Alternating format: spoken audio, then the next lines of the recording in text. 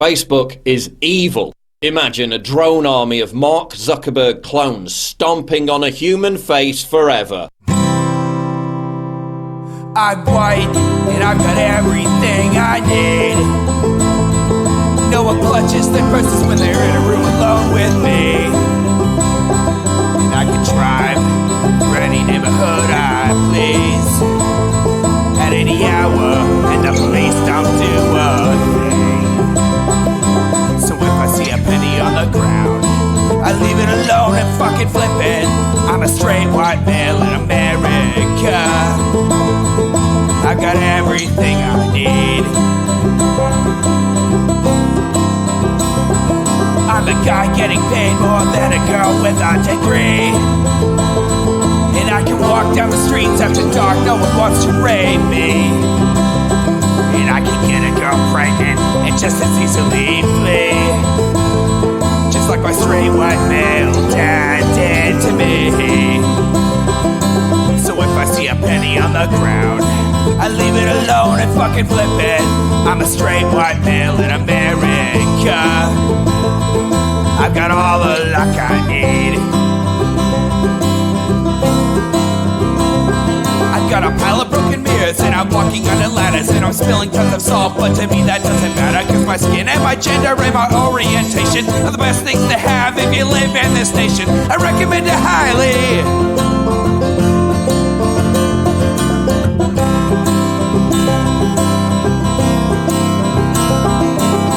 If I see a penny on the ground, I leave it alone and fucking flip it. I'm a straight white male in America. I've got all the luck I need. Shit's gonna work out for me, cause I'm a straight white male in America. I've got all the luck I need. Hey everyone, welcome to the Intellectual Dollar Tree. We do the show live every Wednesday, 7 p.m. Pacific, right here on Twitch, twitch.tv/Echoplex Media. And if this is your first time listening to the podcast, we're sorry. I'm producer Dave, and you can find me on Grindr. I'm HK Perrin. You can find me on Mastodon at port87.social/hperrin. I don't tweet anymore, so you can find me on Twitter, but I'll never post anything there again. You can also find me right here on Twitch on my own channel, which is called Sylphweed. Sylph like the mythical creature, and weed like the stuff that you would smoke if you were a mythical creature or a regular person. Who smokes weed? Yeah, shut up. It's cold in the studio. Stop calling me Dave Poole. It's cold in here. I'm trying to keep my head warm so that the brain works. Where people were complaining lately that my brain doesn't work. I figured it was because it was too cold, so try to keep it warm. Usually I wear a camouflage hat so that no one can read my mind, but we're going with a beanie tonight. Anyway, we tried to watch this during the post game of the show, like maybe a month ago. I think that's about right. A little maybe 5 weeks ago, and we were having some severe upstream issues, and I thought it was worth actually going over for the regular podcast. So this is from 5 years ago. This is Mark Zuckerberg being interviewed by Kara Swisher at, I believe this was at the All Things D conference, which has nothing to do with the song that played a few minutes ago. And I believe this was before Cambridge Analytica came out, right? Yeah. This was before all that. So okay. Things only got worse for Mr. Zuckerberg after this. Right, so thanks, man.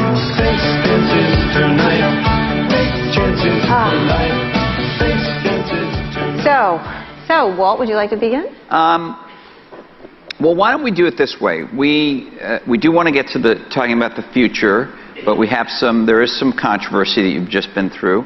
So let me just start by asking you, you have a business that's based on sharing. Mm-hmm. Obviously, people wouldn't go on Facebook unless they wanted to share with groups of people. But there is this perception that that's not true. I go on Facebook just to use my VR headset. Some people are on Facebook because they need to be on there for their business. That was already the case at this point. Like if you had a new restaurant in town and you weren't on Facebook, you were nowhere. Yeah, a lot of people go on Facebook with zero intention to share anything with anyone. Right. They're called brands. I mean, they're sharing things, but they're not sharing things about themselves. Yeah. I mean, I'm only on Facebook because I have to be for this project. The Facebook is like where we have the most followers and where we have the biggest potential reach. So like if you're a streamer with like a brand or whatever, you kind of have to be there. Same with Twitter, unfortunately. Been on a course to push people's information into a position where it's pretty much visible across the internet unless they do a bunch of stuff about it. Is that a wrong perception? Have you been wrongly labeled with that, or is that something that you didn't communicate right, or what is your feeling about that? Sure. So, I mean, privacy is a really important issue for us and for the internet. So we spend a lot of time thinking about these things.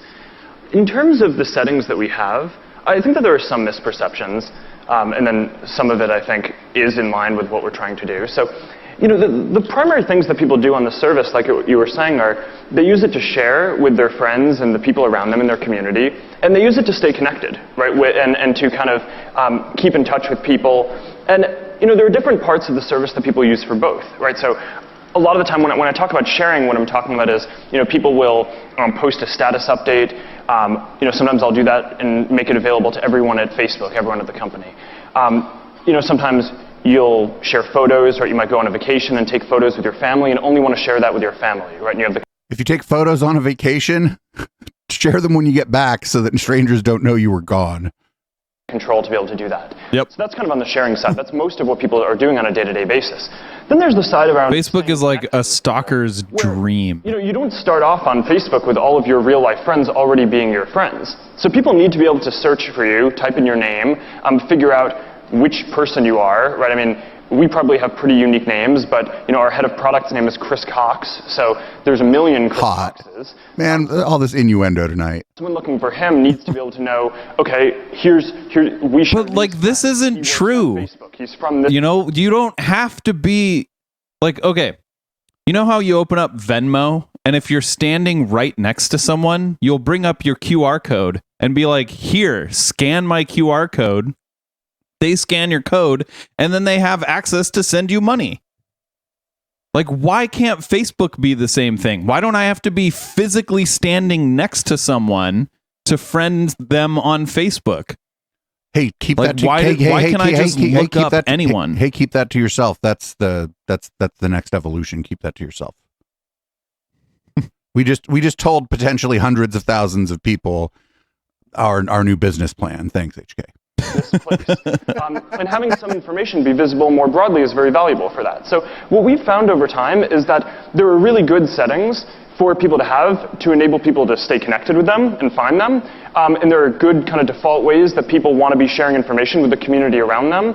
And that's kind of what we're trying to do. Now, I mean, there have been misperceptions that say that we're trying to make... So the thing that had just happened was a bunch of people's settings had been changed by Facebook at this point to... It didn't like retroactively change their old posts, but everything was public now. So if you posted and weren't like looking at your privacy settings, your next post would be public, even though your intent from having made your settings, you know, friends only before was to have your stuff friends only, and you would have to go in and change it again.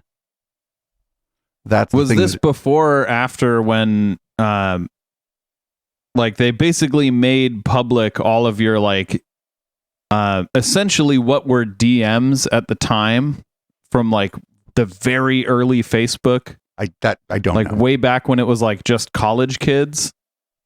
Yeah, I don't know. I just know that that's the thing that they're talking about right here is that like your settings had changed such that if you just kind of casually went on and made a post and weren't thinking about it, that post would be public. Okay. And Facebook did that on purpose, right? That doesn't just accidentally happen. Yes. Yeah. And he kind of waves his hand around it, but like he's saying words like, you know, we've found people want to do this. And it's like, no, you've dictated that people want to do that because no one wanted to do that. Or if they did, like my stuff's all set to public, but that's my choice. Yeah. I should say like people don't want to do that. Some people want to do that. like a responsible way to do this would have been like the next time you log into Facebook, it says, hey, you know, we've done some stuff with the privacy settings. We've updated them, added more privacy settings, and we're going to send you right now to your privacy settings page, and you can set your privacy settings before you do anything else. Boom, no problem. Yeah, or at least call out when you're making a message, like a post. Call out when you're making a post, have like a little pop-up that says like, hey, by the way, we changed the default and this is going to be public now. And then make it just push a button to say, change all of my posts to friends only. Yeah. Open or something like that, and that's completely false. I mean, there are big buckets of information that we recommend that you share with... I keep all my data in a bucket. I don't know about UHK. Privately, all the really sensitive stuff, like your contact information, your address, your phone number, who can go and post stuff on your page, that stuff is all set to friends only. More sensitive stuff like photos of you or videos of you, we recommend that that's only visible to your friends of friends, right? People in the community around you. And then some of the more basic information, we recommend that that's visible to everyone. Okay, now when you did that though, this was... Or, you know, this is a complaint I keep hear from a lot of your photos just friends. Like, why do your friends of friends... Like, this is what I mean about, like, Facebook is a stalker's fucking dream. Like, if you're trying to stalk someone in your friends group and they're not friends with you because they're not friendly with you, they could still see a bunch of your shit because of shit that Facebook does like this. Right. Or if you want to stalk someone and it turns out you work at the same, like maybe a large company that one of their friends does, you make friends with one of their friends and now you can see their photos. Yeah. And like, I feel like Mark Zuckerberg does not comprehend it. Or maybe he does and he just doesn't care. But like, you know, he doesn't have the feeling of like, is it safe for me to put this here? Is it safe for me to say this on this service? You know, because no one's like, well, I guess people probably do stalk him, but he's got fucking security. And a lot of people get stalked and don't have the luxury of having security. A lot of times the police ignore them too. Yep. people not... And like, what is Facebook doing to help those people? That though, this is a complaint I hear from a lot of people, not Silicon Valley people, is they come to Facebook with the beginnings of, these are people I know that I'm linking with, and I'm not sharing with people I don't know, and I will pick who I know and who I don't know. Some of these things were changed because you recommend them. Perhaps we don't agree with your recommendations. Why did you go to that at that one point? Did you expect that kind of backlash? Or do you feel like it's a blogosphere backlash that is just annoying people like myself? Or do you feel like it's an actual genuine backlash that people were expecting one thing and then you recommended something that made it so before they had a chance to participate in it, which was Steve was talking about last night. You tell them again, you tell them again, and you tell them again in plain English. Sure. So, I mean, I think the most important thing is we recommended settings for people. I mean, we always do, whether it's when they sign up or, you know, along the way when we launch. Why don't you recommend the settings page to people instead?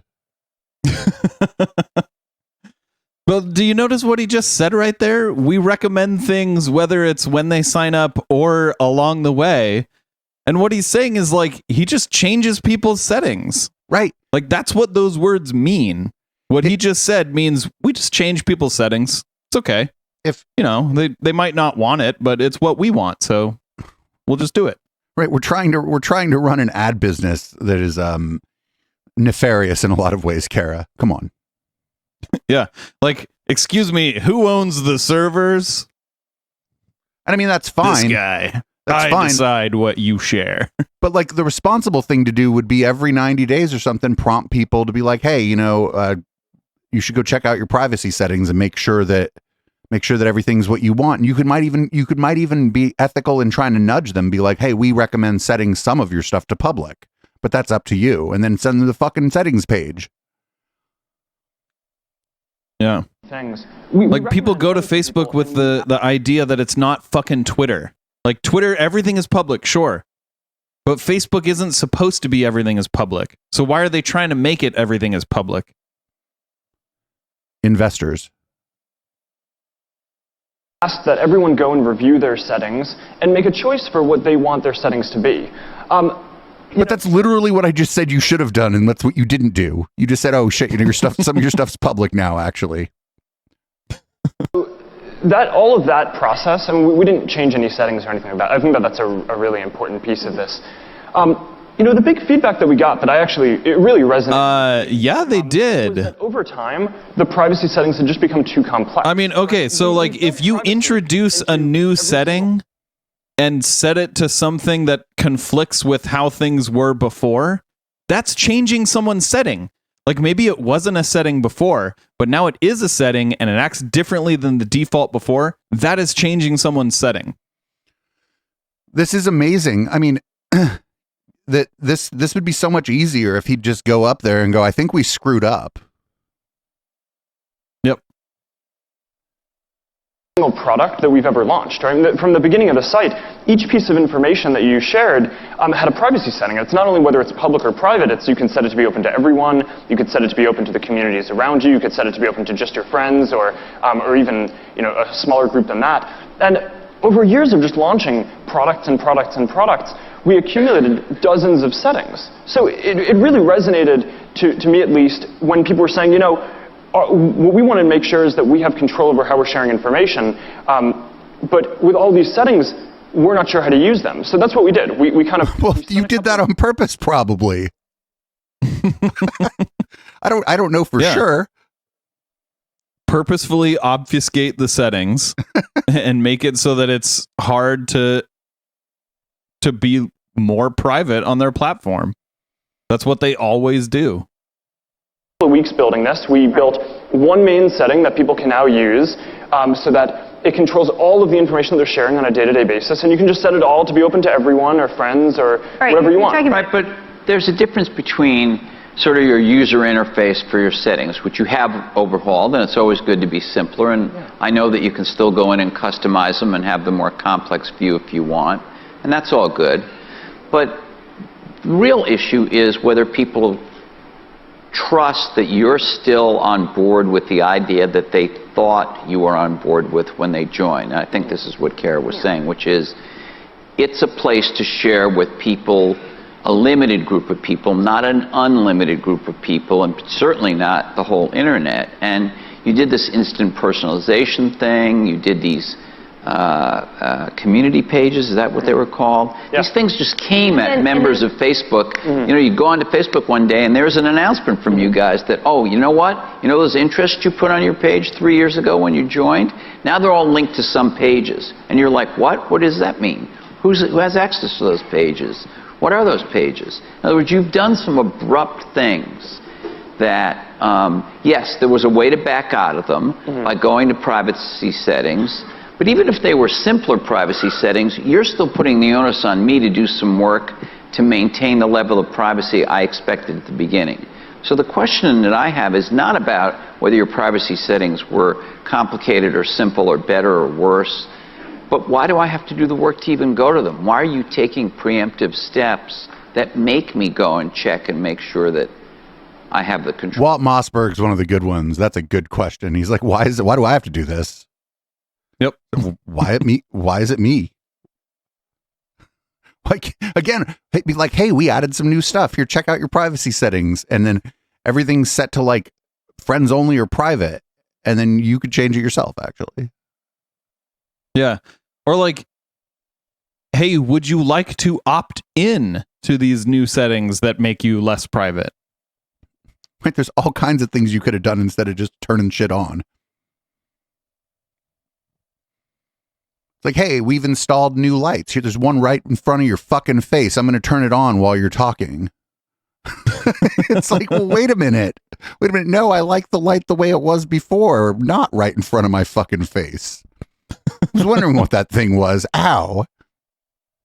Oh, well, if you'd like to remove the light from in front of your face, just go into your settings and privacy center and then enter the privacy tab and then go to lighting and fixtures. And then under that, you'll see 5 boxes. One of the boxes is labeled face lights. On that one, open the drop down and click stop shining in my fucking face. So you were taking a shower in your house that was made out of stucco. Well, we've replaced all the stucco with glass, and what you need to do is go into the settings and turn your house back into stucco and wood. All I want.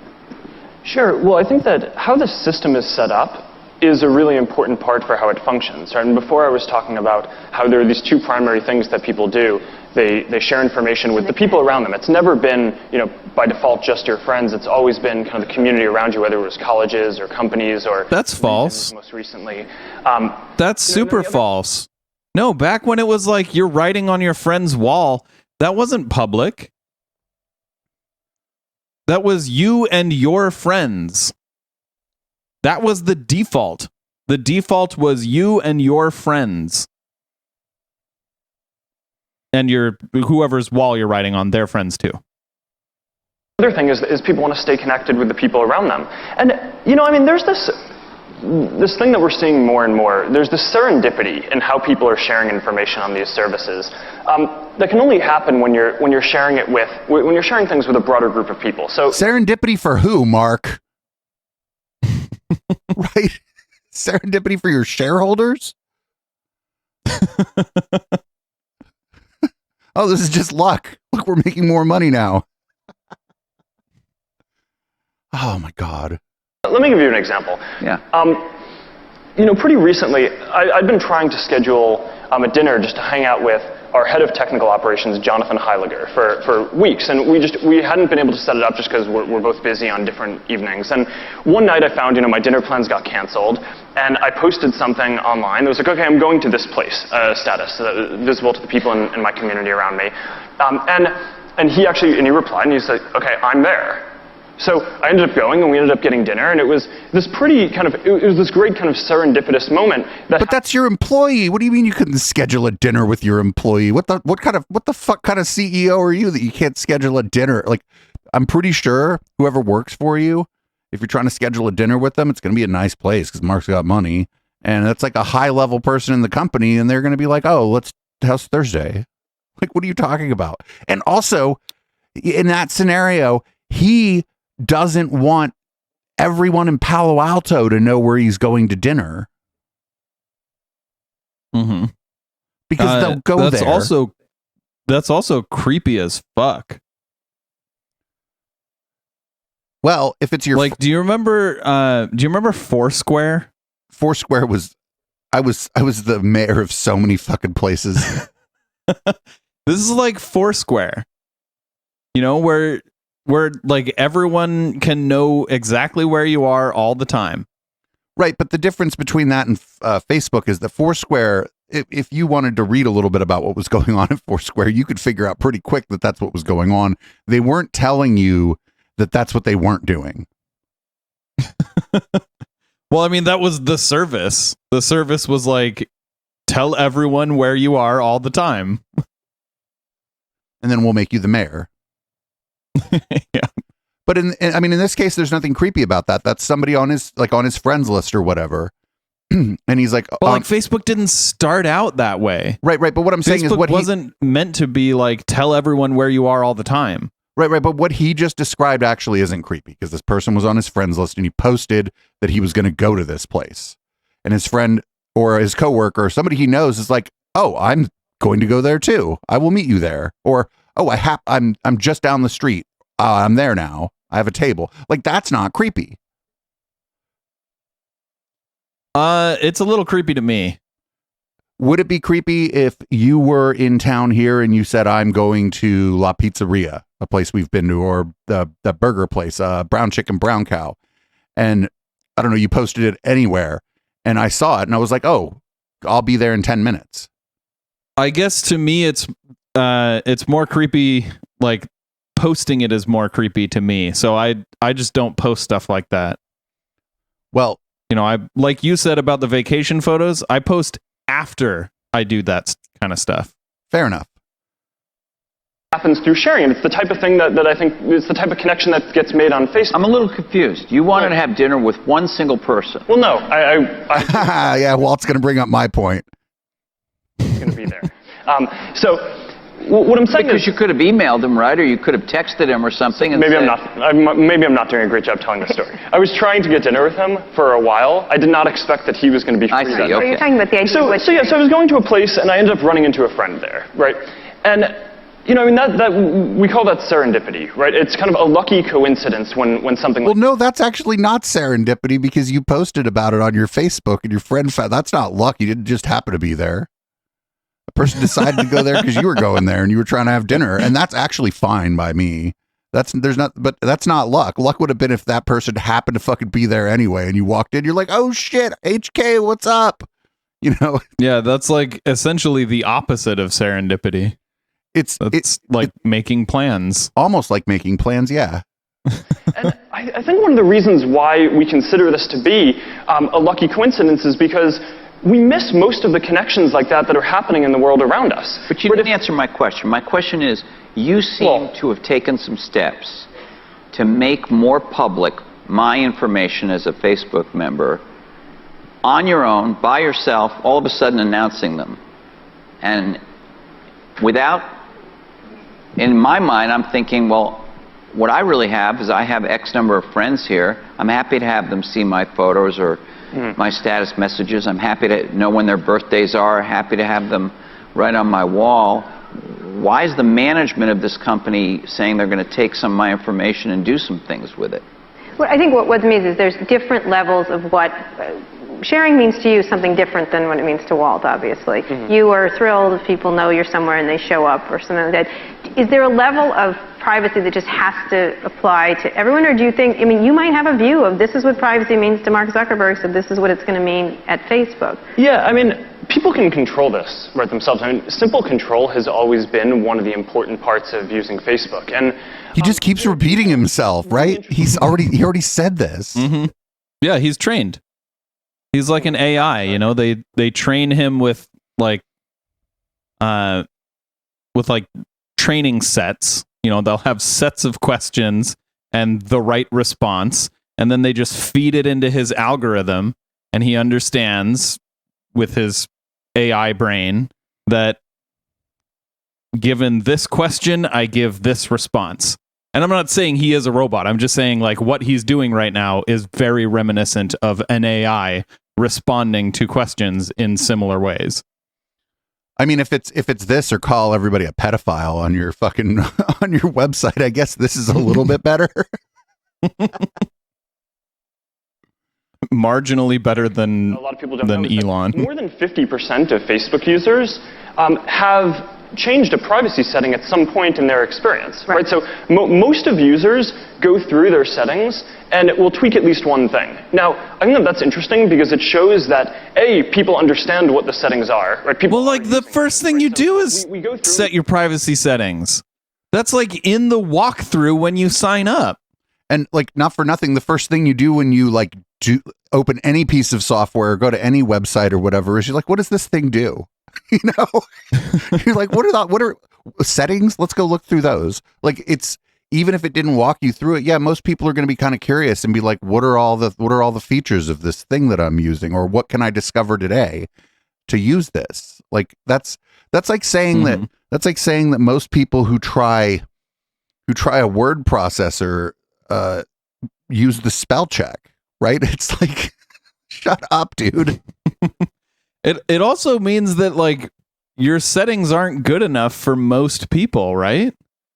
If most people are changing the defaults, okay, as someone who signed up for Facebook fairly recently because I was forced to use my Oculus, I logged into my Oculus account and they were like, hey, you need your Facebook account in order to continue. And I was like, I don't have a Facebook account. So they were like, sign up then. So I signed up for a Facebook account and I walked through and I changed all of the settings needed to make my Facebook account completely unfindable. You can't tag me. You can't search for me.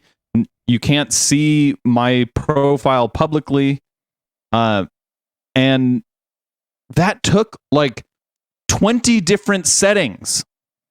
Why the fuck does that take 20 different settings? Right. There should just be invisible mode that you can turn on. Yeah.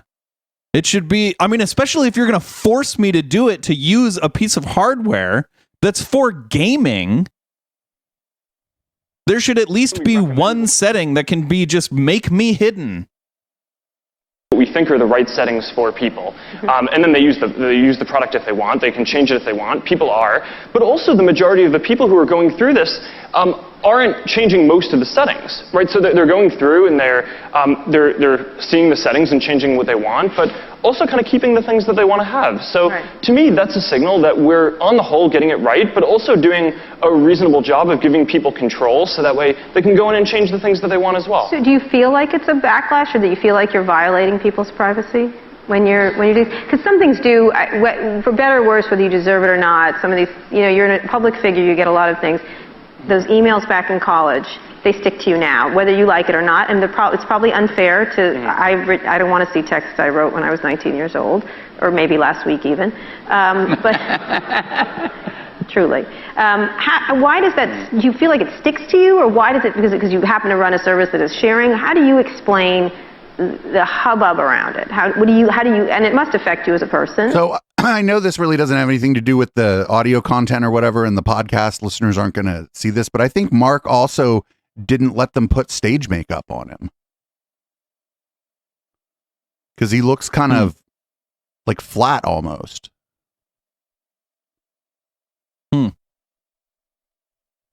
Maybe. Yeah, I mean, when I was 18 or 19 years old, I did a lot of stupid things, right, when I was in college. And I think, I don't want to make an excuse for that. Right? I did stupid things. I think they're Boy, aren't you glad Facebook wasn't around to fucking record all of it? Well, I mean, he committed his code into the repository that still exists today, so you can look at his code and how fucking awful it was. Embarrassing. But I don't think that's what he means. Some of the things that people accuse me of are true. Some of them aren't. I think a lot of it has been pretty well documented. Right. The Would you like to say which ones are true? I think I actually don't even know, looking back. Like IMs are printed. It's tough for me to tell. Right. But I mean, there's face mash, right? I mean, there are some IMs that have been printed. There are pranks. There's blogs. It's. I think the issue is. I think he's trying to say it's well documented that he is an asshole and has been for a long time. Company on the planet. Yeah, no. So, but I think everything the interesting thing is that, so I started this when I was, started working on this type of stuff when I was 18. Started building this when I was around 19 years old, and along the way, I just gained. I think, a lot of stuff changed as we've gone from building this project in a dorm room to now having a service that almost 500 million people are using. Whoa, only 500 million people. He's saying on a daily basis. Their monthly active users are in the billions. They want to know who you are and what you actually think. I mean, and you should explain that to them. I mean, in some way. And I think in 2017 they were in the billions. Because they want to wonder about the person who actually created this thing. Yeah, I mean, a lot of stuff happened along the way. I think, there were real learning points and turning points along the way in terms of building things. It really went from this position very early on, where we were just in this college dorm room, to we moved out to California. It was a few friends and me, and it just kind of had this project feel for a while, and there was this real turning point when companies started trying to buy the company for a huge amount of money. And, I had to kind of get my friends together, and we had to decide what was it that we really cared about and what was it that we wanted to do. And we decided not to take those offers. And, to me, a lot of that decision was that what we wanted to do and what we wanted to spend, a big part of our lives doing was just continuing to push and kind of build products that help people share information, build products that help people stay connected. Oh, said this is back to the same fucking thing he was saying before. My God. Yep. And that's really what we're spending our time doing. And I think there's just been a lot of space between that early stuff and where we are now. If I knew what I knew now then I hope I wouldn't have made those mistakes. But I can't go back and change the past. I can only do what we think is the right thing going forward. So, before we move off this privacy thing, and I thought that was a fascinating answer. Okay, you want to take off the hoodie? No, I never take off the hoodie. I know you don't. What's with that? There's a group of women in the audience that wish you would. And No. girls? Whoa. All right. Sorry. Yeah, that's okay. Can you explain what this instant personalization thing was that you did, and why you did it, and what's the value? Well, we were wrong about the date. This is 2010. of it to Oh, wow. users? This was before I started working at Facebook. I should take off. I started working there in December of 2012. Go ahead. Here. Let me get someone. You all right? Yeah. This is a great moment in internet history. What? All right. What are we gonna do with the mic? Put it on your. All right. Put it on the collar of your T-shirt. Do you want? You need some help? No, I'm good. All right. Okay. So they definitely didn't have Mark? billions of users at this point. Yet. We're not gonna yell at it. No, we're of course not. That is a warm hoodie. Yeah, no, it's a thick hoodie. It's a company hoodie. We print our mission on the inside. What? Oh, my really? God, the inside of the hoodie, everybody. Take a moment. What is it? Making the world more open and connected. Oh my God, it's like a secret Cool. cult. Well, that's not creepy. Look at that. Making the world open and connected. Stream graph platform, and this weird symbol in the middle that is probably for the Illuminati. Oh, 2010. No, it's 2010. Oh no. I read Dan Brown on the. So what is instant personalization, and why did you do it? What's it? Sure. So what we're trying to do is, we're building Facebook in this way, what we think is pretty different from most other sites, right? And it's a lot more engaging than almost every other website out there. And we think that the reason for that is that it's designed around people, fundamentally. When you look at newsfeed, we've done these interesting eye tracking studies where people use the site, and unlike most applications, people don't Way to not creep everybody out, dude. browse through looking at navigation. They browse through looking at people, right? It's like you kind of fixate on a person's face and you navigate through that. So in a lot of apps, you might kind of go to messages and create messages through that. On Facebook, So this was before they launched what was it called? Graph Search. I was working there when they launched Graph Search, so that was in 2013. They launched Graph Search, and essentially it was, how I said Facebook is a stalker's dream? Graph Search is a stalker's wet dream. With Graph Search, you could basically search for like single women near me who like wine, and it would show you like women located near you who had liked wine on Facebook, like how you add your interests, they could add the interest wine, and like it was creepy as fuck. Navigate, they go to a person and they choose to send them a message or write on their wall or view their photos or whatever they're going to do. And we just think that this model is a more engaging way to build apps. And so we built a bunch of them ourselves, whether it was photos or videos. Right. And what we have the strategy where what we're trying to do is make it possible for everyone to build different social apps that are basically designed with people at their center. And that's what a lot of the stuff that we started talking about at F8, right? We started the strategy around 2007 where people could build apps inside Facebook. There are now more than 1 million developers doing that, ranging from the largest companies like Zynga that have really started the whole social gaming thing. Well, that didn't turn out so well, did it? Multi-billion-dollar industry, to a lot of hobbyist developers. And what we're trying to do now is make it so that people can extend that outside of Facebook, right? Because we never thought that it would all kind of stick within one website to the rest of the web. So we have focused on a number of different things. that make it so that people can build these people-centric websites and apps on their phones and desktop software. And one of the main things that we've done is social plugins, right? Which basically it means that with a single line of code, you can just kind of insert a plugin onto your site. A lot of news sites have done it. ABC, a lot of different news sites, and that is a really simple way to personalize your site, right? And how are you personalizing your website by adding some Facebook shit to it? That's not personalization. Yeah. That's a one size fits all kind of thing.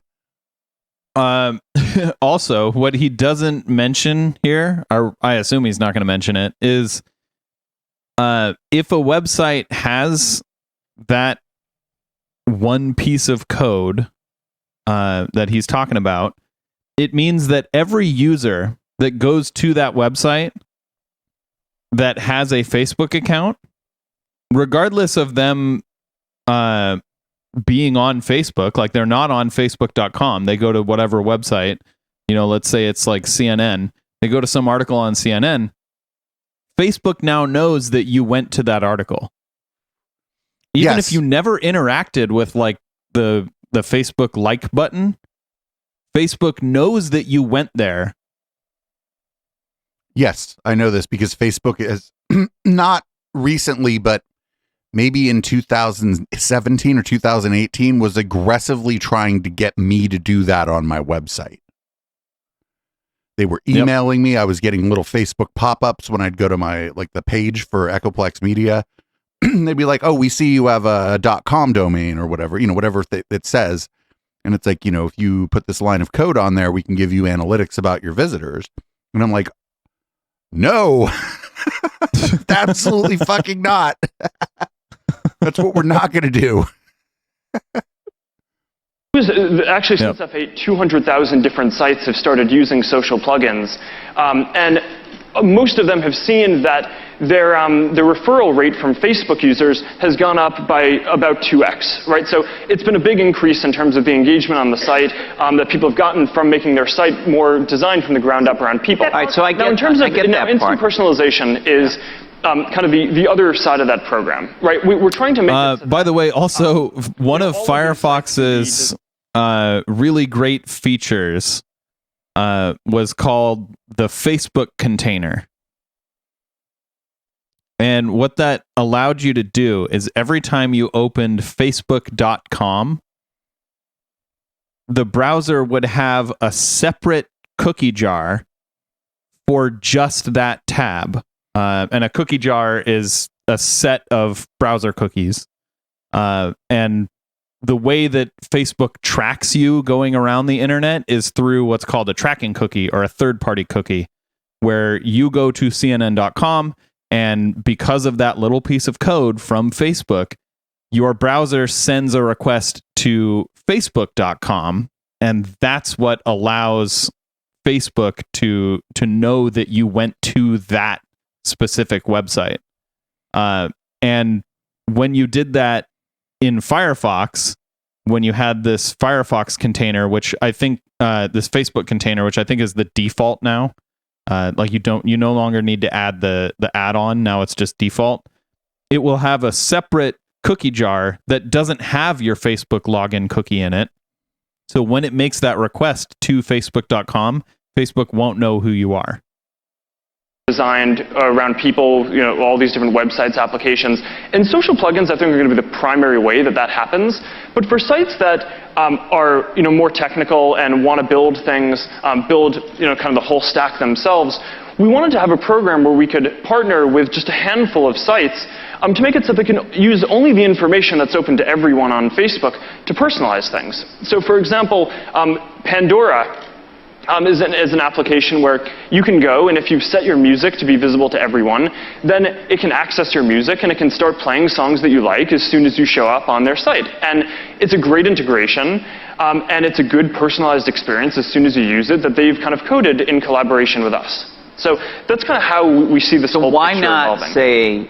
Why not when I log on to Facebook, say, hey, we've got this new thing with Pandora, if you happen to also like Pandora, which would do just what you just described, which sounds great. Mm-hmm. Check here if you want to do it. You did it kind of the opposite. Well, we have that program. It's regular Connect, right? I mean, like any website. It's been very popular. Right, but what's the hundreds of problem? thousands of sites have used it. So why did you sort of put up a notice saying, what is it, Microsoft, Docs, the other one was Yelp? So Docs, Yelp, and Pandora are partners for this. So what we found you are automatically now instantly personalized there without asking. So what we've found is that, so a lot of sites are using Connect. It's more than 100,000. Right. But it's actually, even though it's just one click to click on this blue button to use Connect, it's a lot more friction than I think it seems, right? Because what asking if you want to do something is just too much fucking friction for this guy's fucking bottom line, dude. My God, he just gave away the game right there. He's like, having to click this button is too much friction. Yeah, by too much friction, he means not everyone will do it. Right. We'll just force it on people. Right. Without consent. A site like Yelp, or you go to a site like Pandora, and you're going because you want to use Pandora, and it's not immediately clear what you get if you had a personalized experience, or if the site if it knew who all your friends were. So that's why we're doing the. Wait, why does Pandora need to know who your friends are? Yeah, this really fucking irked me a lot with Spotify. Basically, when I was trying to get out of Facebook, I had a Spotify account that I had signed up for using Facebook. Like I clicked the login with Facebook or sign up with Facebook. Yeah. And Spotify doesn't allow you to unhook your Facebook account if you do that. So once connected, always connected. And I really didn't like that. So I had to create an entire new Spotify account and transfer all of my playlists over, just so I didn't have like a bunch of fucking random people that I had friended like 10 years ago showing up in my Spotify feed. Yeah, and like the other problem with something like that is just, what if you didn't, like in your case, they just deleted your account. I don't know. You stole their umbrella. They deleted your account. Fuck Facebook for that. Stealing their umbrella was based. And so you didn't do that. What if there was some error where Facebook deleted your account and you didn't even steal an umbrella from them and they just deleted your account in error, or there was an outage at Facebook, right? And now you can't even get into your Spotify account. Like, I'm not big on like the government regulating tech, but I think stuff like that should be illegal. Like if you sign up for a service with, say I sign up, like I don't sign up for things with Facebook. If I'm in a hurry, I sign up with Google. But then if I can, like later I go back, I go, I probably shouldn't have a single sign on. I have a good password manager. And then a lot of places will let you go in and just change how you sign in. Yeah, I personally never sign up with any other account. I always sign up with just an email address and a password. Right. I like operating under the assumption that all these sites let you change that. That's why I'll just real quick sign in with Google and then go back in. And I've never not been able to change that, actually. Even on smaller sites like Fourth Wall. Spotify is the only time that I ever ran into that issue.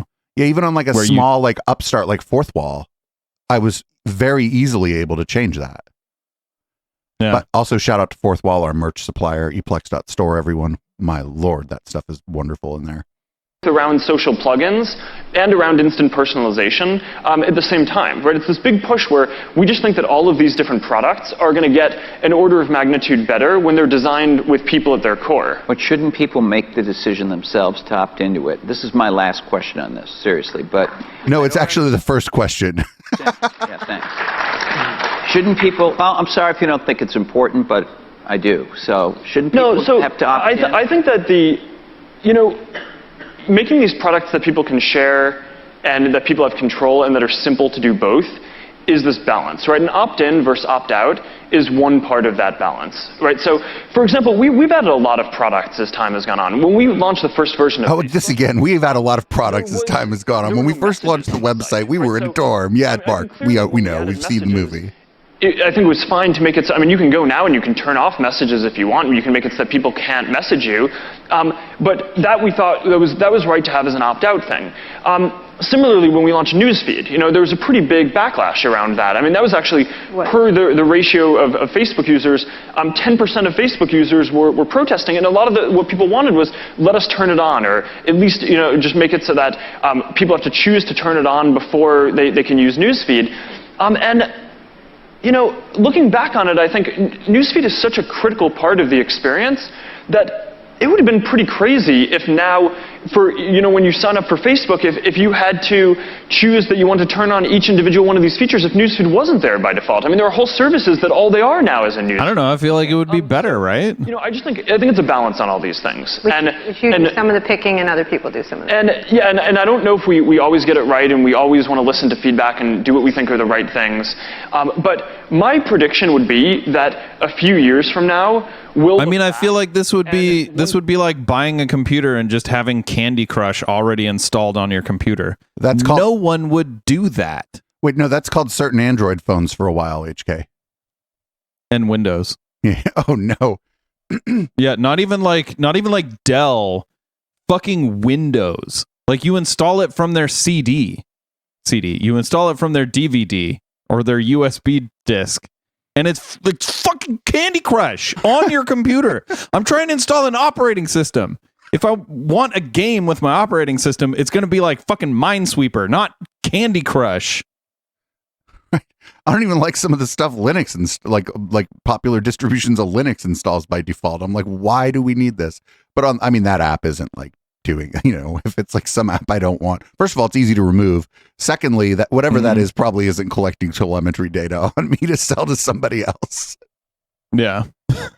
Wonder why. Yeah, and the Linux community is a great example of like when you give people like power and privacy, trying to take it away from them is a big deal breaker. Do you remember when Ubuntu they had their Unity launcher, and you would go into like the basically Ubuntu start menu and start typing something, and it would search for your computer for that, but it would also search Amazon, right? Just in case you were trying to buy a copy of QLC Plus, which is just in case you're trying to buy a copy of LibreOffice. It's like, hey, you want to buy LibreOffice on Amazon, right? And like everyone was pissed off. The entire FOSS community was like, Canonical, stop.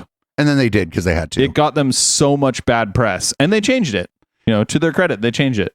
And not for nothing, this guy's whole project is built on top of open source and Linux, where he has had the option to opt in and never had to opt out of including services on their own web servers. Yep. When all these websites and applications, whether they're mobile applications or websites, weren't personalized in some way, whether it's through social plugins or Connect or instant personalization or whatever programs other companies come out with. But I just think that the world is moving in this direction where things are going to be designed more around people. And I think that that's going to be a really powerful direction. Let's talk about where that's going. Let's talk about the next phase of social networking. Here you are, you've gotten to you're about to announce 500 million users and have a lovely party, I understand. What are you going to, 1 billion? What's the goal? What is the next phase of social networking? Because you have such a massive influence on the rest of the ecosystem now. What do you imagine? What are 3 or 4 things you see on the short-term horizon and long-term horizon? Well, I think that the industry it's come a long way in the last 5 years, right? From these sites like Friendster and MySpace and the first version of Facebook that were really these walled garden sites. To now becoming more of a social platform, right? And I just think that trend is going to continue. So what we found was, Facebook built a lot of these apps itself. Early on, we built photos, we built groups, we built events, and those are respectively the most used photos, groups, events, applications online. And along the way, we just realized, we're never going to build all of these applications. I believe Google is the most used application online. So we started building this platform, but he said specifically those he believed that those were the most used photos. I forget, and something else in events apps online. Oh, okay. And he might have been right at the time. So in their category. Yeah. over time. And it's interesting because the privacy concerns that people have around having their information with third-party applications is something that I think over time, people use these applications, they have a good experience with them, they understand the controls that they have, and they can get more comfortable as that happens. So that's one of the reasons why, when we started with applications, we started off building it inside Facebook to begin with. Mm-hmm. But the goal was never to have all these applications built inside Facebook. It was to make it so that every application that gets built in every industry can be designed in this new way around people first. Mm-hmm. And that's really I have to stop here. He's calling a place to put your photos an application on Facebook. I understand that might be the way that it works inside the system, but people just think that's a thing you click on the website. Like, you know what I'm saying? Like the way he's communicating about it here, he's acting like it's something that functionally it's not, right? Like when you use it as a layperson who's using the website, you're not thinking, oh, I'm going to the Facebook Photos application. Right? You're just like, you click photos and it's a different part of the website. I'm sure it's got its own application that runs, sure. But like the way he's talking about this is really weird. Yeah. That I think it's going in. So, first we built the kind of some of the core apps, then platform inside Facebook, then Connect, now social plugins and instant personalization. And I just think we're going to look out, over the next few years, and a lot of the industries that there hasn't been innovation in for a while are going to have new applications built that are built with people at their core. Such as anything. I mean, I think Yelp is actually a really interesting example where, there have been directories of businesses for a long time, but now, now for the first time, there's this service where you can go and you can see what your friends like, and you can see what people around you are reviewing and people that you respect, and just being able to go now, and I mean, Yelp is one of the instant personalization partners, and being able to see what the people around you are connected to, I just think it adds an element to the experience that is both qualitatively good and is extremely good for engagement and use of the site. Can I ask you what you think is meant by the social graph? Is that something that Facebook controls, or something? This was right before they launched Graph Search. And secondly, how can it be monetized in a way that's, fair to the people who use it, who are included in it? Well, I mean, so the idea of the social graph that we introduced this at the first F8 in 2007 when we rolled out Platform, and it was kind of our way of explaining the phenomenon that we thought was happening in the world. And the idea of the social graph is that, if you mapped out all of the connections between people in the world, that it would form this graph. And, what we're trying to do at Facebook is just try to map out the connections that people have, because we think that once those connections are mapped out, then you can start to offer all. But they're also not asking people, like, do they want those connections mapped out and searchable? Because I feel like a large portion of people would say no. Yeah, I feel like that's the only way to really search for people on there. And I'll just be honest. I mean, people wouldn't have picked up Facebook and used it real quick if they couldn't like search their friend and find their friend on there.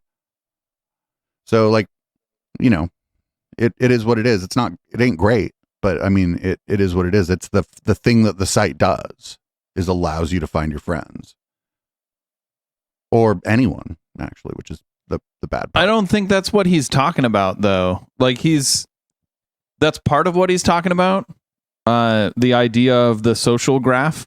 But he's also talking about like not just who you are, but intimate things about you, and like things, making those things searchable. When really he didn't ask, like, do you want those things to be searchable? Like whether you are single.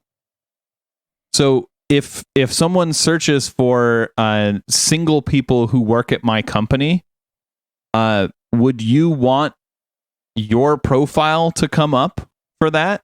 If you were single and you worked at Facebook with him?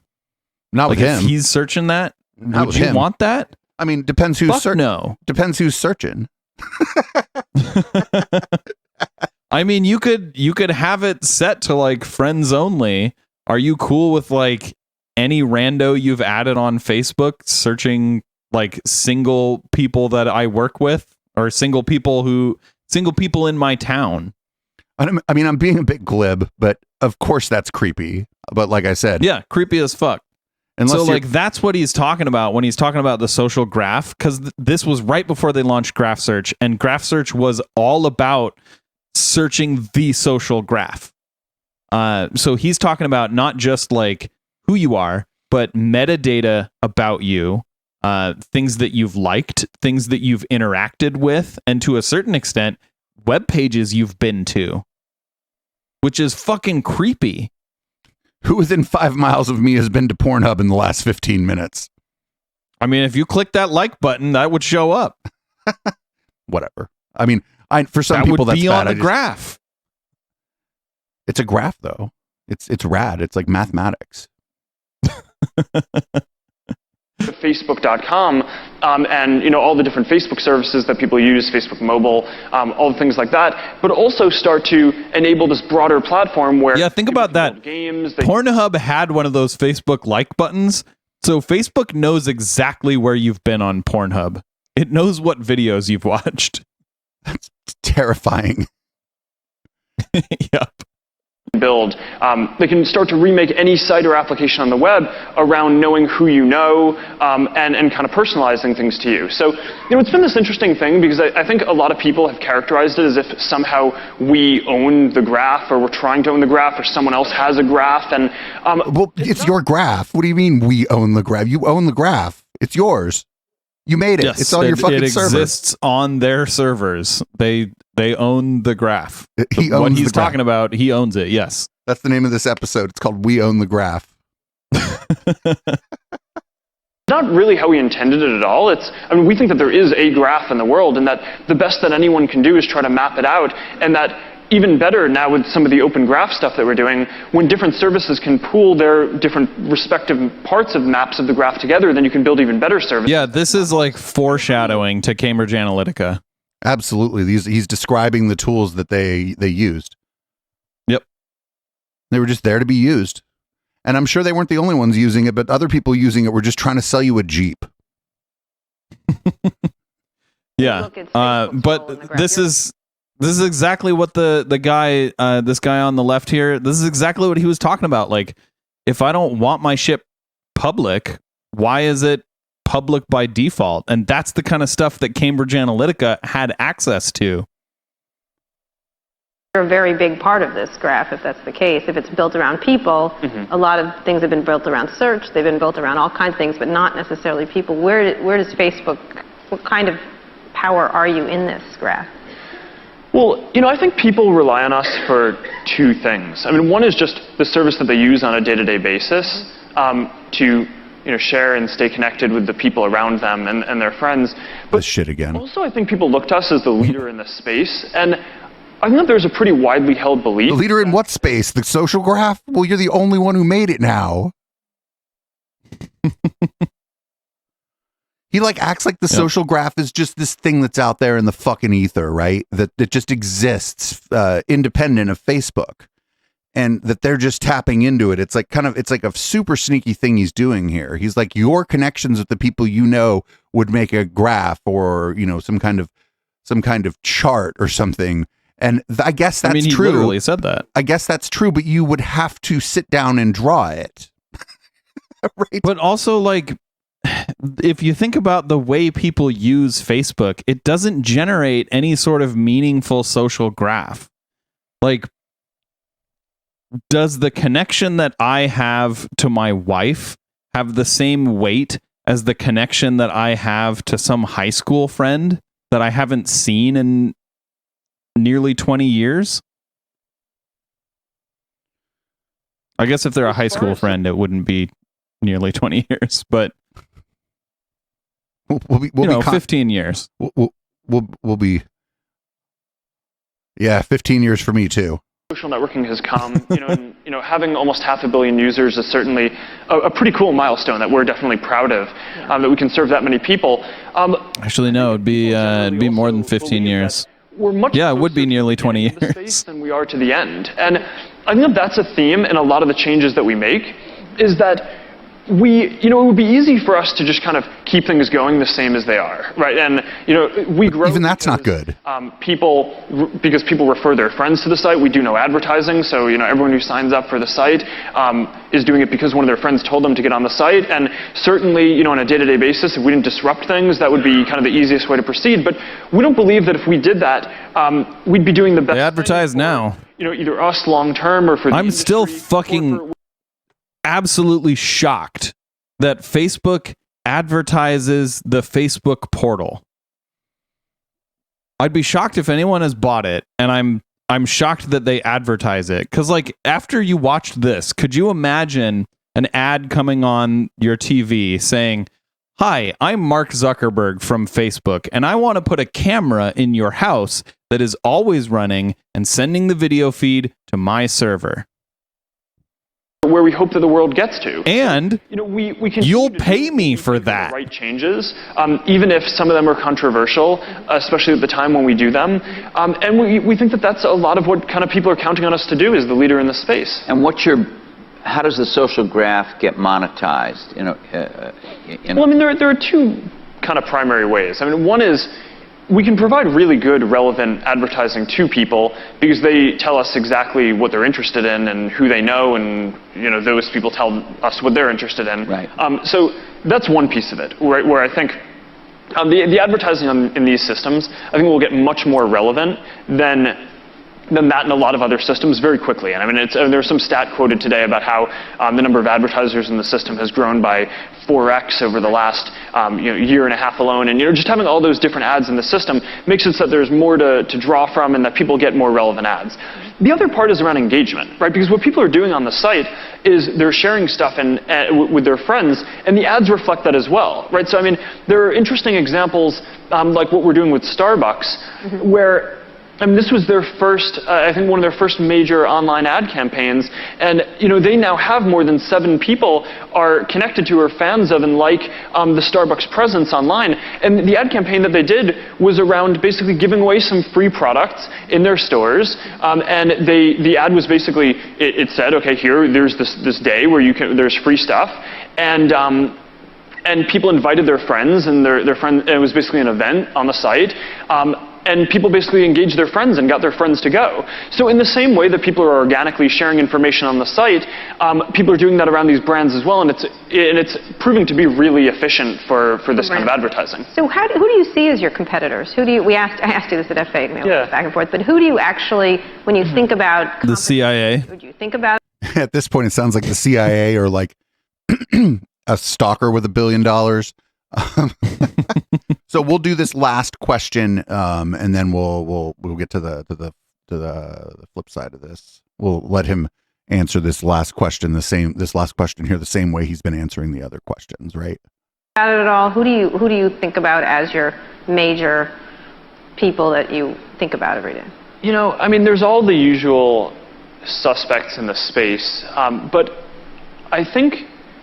Such as? A different approach than others, in terms of trying to build the web in this way from the ground up around people. I mean, some other folks have different approaches, like Google focuses on building it around links, right? And different other companies focus on building out the ecosystem around different things. I mean, Apple is around apps, right? And I mean, certainly, I think we compete with different companies in different ways, but I mean, one thing that I try to do in running the company is not make some of the same mistakes that I've seen other companies make. We try to make different mistakes. Right. And,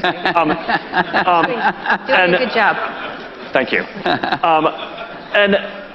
One mistake that I think a lot of companies make is they focus on what are the big companies in the space that could potentially be their big competitors, and I think people kind of over-rotate on that sometimes. I mean, the big example was in all the early Apple clips, there's all the stuff about how Apple and Steve Jobs are trying to rally people against IBM, but really what they needed to worry about was a smaller company, right, that few people had heard of at the time. And I think that's probably more apt, right? I mean, the world is changing so quickly now with mobile stuff and just different platforms emerging that I think it's more likely that the biggest competitor for us is something that we haven't heard of.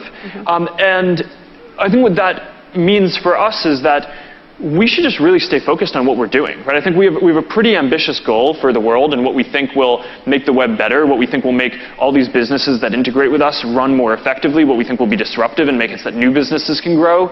And I think if we stay focused on doing that, that's really the main thing that we need to do. So I realize it's kind of, it's not, it's not. No, it's a perfectly legitimate answer. That's your. Oh, I disagree, and we're gonna put a fork in it here.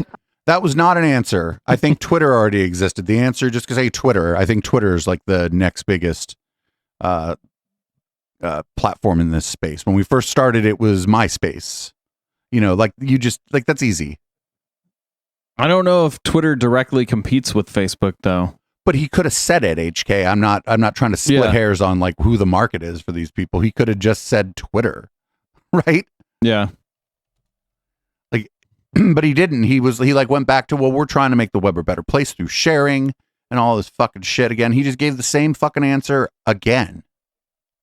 Yep. Like I was saying, it's like talking to an AI that's trained on like a very limited data set. It's just going to give you the same answers over and over and over again. Well, that was difficult. We're not going to watch the rest of it. You are free to watch the rest of it, though, or listen to the rest of it. It is easy to find. There are probably a dozen YouTube links to it. I guess that's the end of the pod. I'll read us out this week, everybody. Thanks for listening to The Intellectual Dollar Tree. We do the show live every Wednesday at 7 p.m. Pacific, twitch.tv/Echoplex Media. Go to echoplexmedia.com, click some things, find out some information about us, give us money in various ways. I'll see everybody in red light.